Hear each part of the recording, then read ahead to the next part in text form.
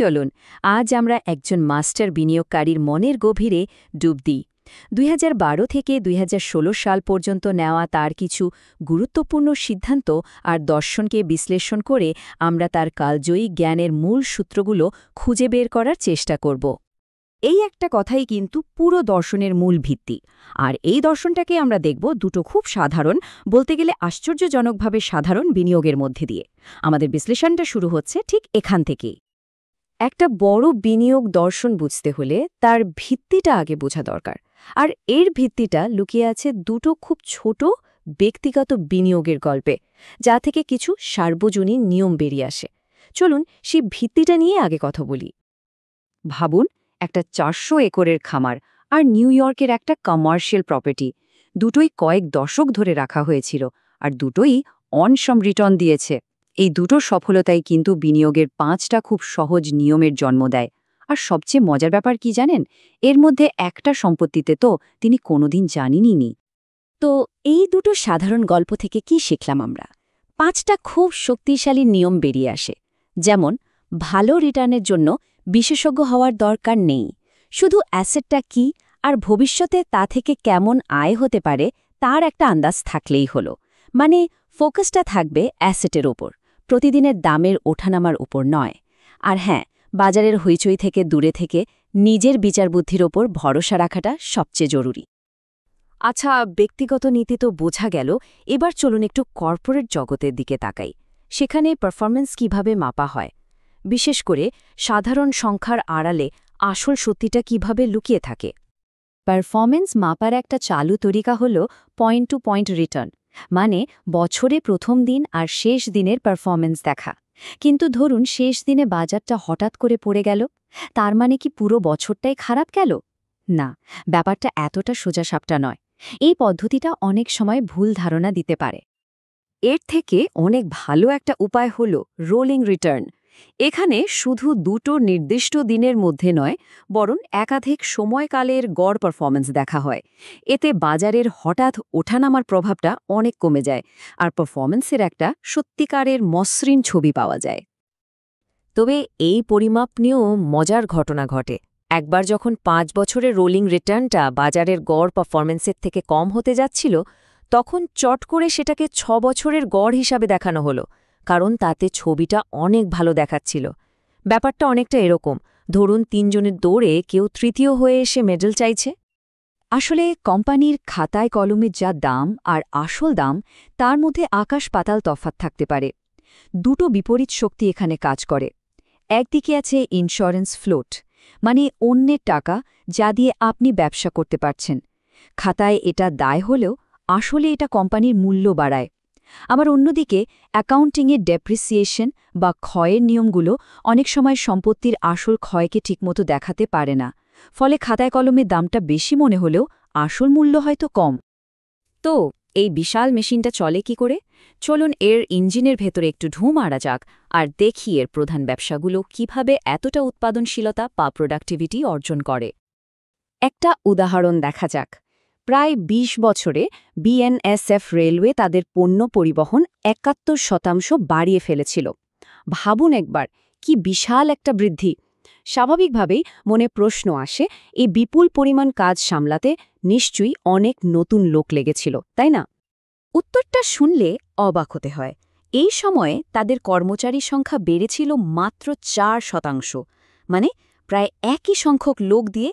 ৭১% বেশি কাজ এটাই তো প্রোডাক্টিভিটির আসল জাদু প্রযুক্তির সঠিক ব্যবহার আর উন্নত ব্যবস্থাপনার মাধ্যমে এটা সম্ভব হয়েছে কিন্তু এই অসাধারণ দক্ষতার একটা উল্টো পিঠও আছে যখন প্রযুক্তির কারণে কম লোক দিয়ে বেশি কাজ হয় তখন অনেকের চাকরি চলে যাওয়ার ভয় থাকে এটা একটা বড় সামাজিক সমস্যা আর ইসিলিয়ে যারা এই প্রযুক্তিগত অগ্রগতির কারণে পিছিয়ে পড়ছে তাদের জন্য একটা সেফটি নেট বা সুরক্ষা বলয়ের প্রয়োজন এবার আসা যাক একটা খুব বিখ্যাত বাজির গল্পে যেখানে একদিকে ছিল সরলতা আর অন্যদিকে ছিল ফিন্যান্স জগতের সব জটিল মারপ্যাচ একটা ১০ বছরের বাজি যা অনেক কিছু শিখিয়ে দিয়েছিল বাজিটা ছিল একদম সহজ একদিকে একটা সাধারণ কম খরচের S&P 500 ইন্ডেক্স ফান্ড আর অন্যদিকে 100রও বেশি হেজ ফান্ডের একটা জটিল পোর্টফোলিও,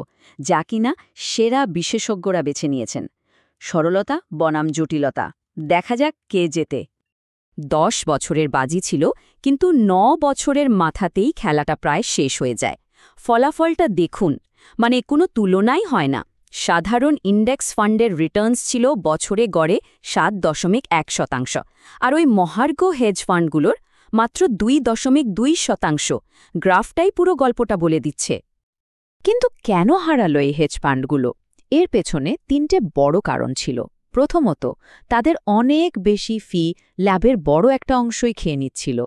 দ্বিতীয়ত, যখন কোনো ফান্ড ভালো করে তখন সেখানে এত টাকা আসতে শুরু করে যে ভালো বিনিয়োগ খুঁজে পাওয়াই মুশকিল হয়ে যায়।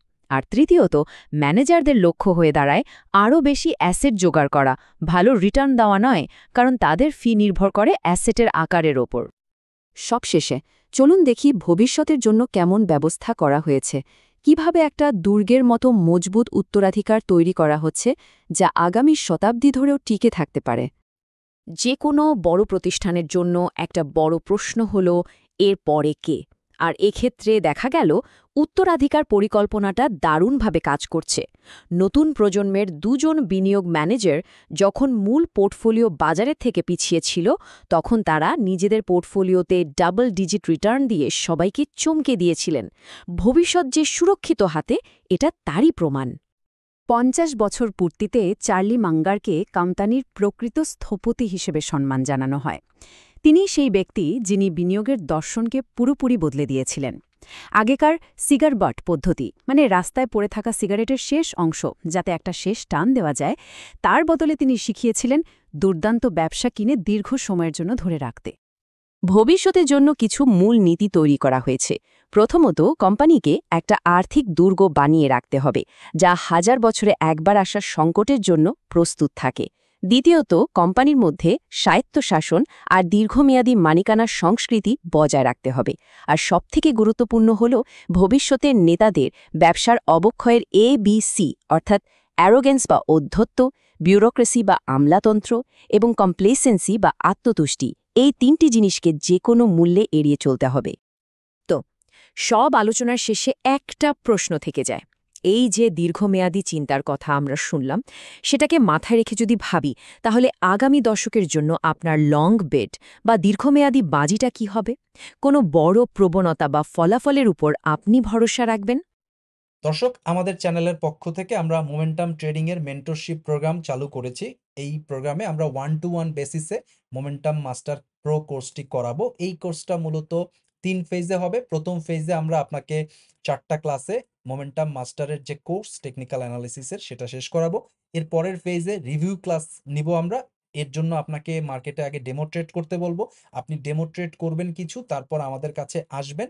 আমরা আপনার ডেমো ট্রেড দেখে আপনার ফাইন টিউন করায় দিব। এরপরে আপনি রিয়েল মার্কেটে যাবেন, রিয়েল মানি দিয়ে ট্রেড করবেন মার্কেটে প্রায় 1.5-2 মাস। তারপরে আপনার যে ভুলগুলো হলো ওগুলা মিট আপ করার জন্য ফেজ 3 তে আমরা অ্যাডজাস্টমেন্ট ক্লাস নিব আপনাকে। তারপর আপনি 100% রেডি হবেন মার্কেটের জন্য। এভাবে আমরা আমাদের 1-to-1 বেসিসে মোমেন্টাম ট্রেডিং মেন্টরশিপ প্রোগ্রামটা ডিজাইন করেছি।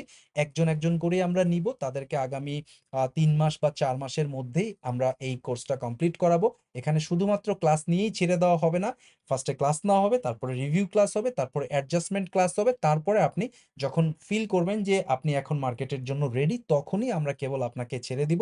তো এই প্রোগ্রামে, আমাদের মেন্টরশিপ প্রোগ্রামে জয়েন করতে চাইলে আমাদেরকে ইমেল করুন imkfintechschool@gmail.com এই ঠিকানায়, অথবা stockanalyst.kobir@gmail.com এই ঠিকানায়। তবে একটু মনে রাখতে হবে, আমাদের অন্যান্য রেগুলার কোর্সের চাইতে এই মেন্টরশিপ প্রোগ্রামের কোর্স ফি কিন্তু অনেক বেশি হবে।